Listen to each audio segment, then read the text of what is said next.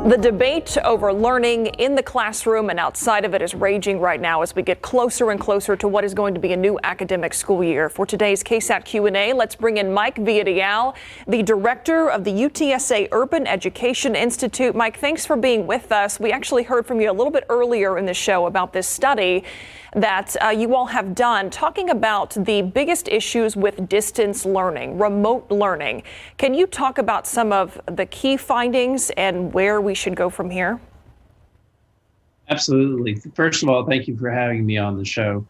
It's first important to understand that when we talk about distance learning, what we're really talking about is emergency distance learning. What happened last spring was not the kind of distance learning that most advocates of distance learning talk about. The pandemic hit.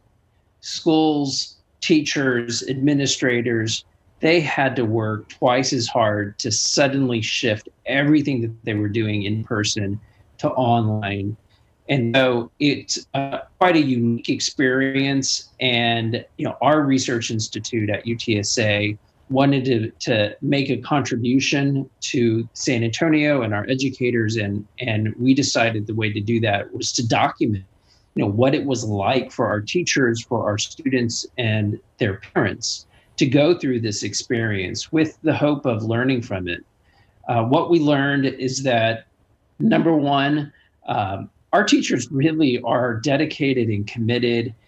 Very few of them had any experience with distance teaching. Only 5% of our teachers said that they had some experience delivering content and engaging with students online. And so, that means 95% we're building from scratch. 72% of our teachers said they had early challenges in making the adjustment, but did adjust. And for those that participated in the survey, which cut across 8 different school systems, almost all of them, 95%, said that they gained new skills, sharpened their content knowledge, and found that using technology was an enhancement in their ability to differentiate their instruction. And so some positive things, but it was not easy for them. The biggest challenge that we discovered from the teacher's perspective was that engaging students was a big challenge. I think we all kind of maybe intuitively know that going to school is not just about, solving problems and intellectual growth. It's also very social. And one of the most important relationships is between the teacher and the students. One thing that the teachers commented on consistently was that they were fortunate that the pandemic hit in the spring. So they had the fall semester and part of the spring semester to bond with their students. And they felt like that connection really helped them get through the remainder of the school year. Looking forward, one of their biggest recommendations is school districts need to find a way to help them create that bond again with students who they've never met before. And so that's really an important consideration that they identified needs to be addressed going forward. The other kind of thing they had going for them this last spring was the fact that the stay-at-home ordinance happened during spring break, and that Texas schools, including our local school districts, extended spring break for an extra week. That extra week gave them time to do some planning and do some prepping for distance learning.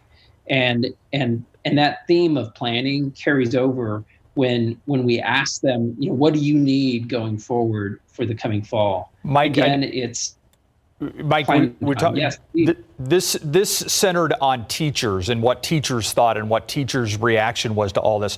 There's more research coming out from the Urban Education Institute talking to parents and talking to students. Do you have a glimpse of any of those results? I mean, are you seeing some of these things line up between the three groups that we're talking about? Certainly, yes, and stay tuned. Please have me back so I can give you more detail. I don't want you to give away any secrets right now, I'm curious because it seems like the frustration with distant learning is almost across the board, and it's like, how do we get to a place where we make it better than it was last spring? And I know that you have briefed superintendents on this. You've talked to a lot of different people in the different school districts in San Antonio. Do you have an idea of how that we make distance learning better than it was under the emergency situation? Yes, I think our teachers really have given us the strongest sort of direction. We went through all of their recommendations and identified the ones that bubbled up to the top that are supported by existing research.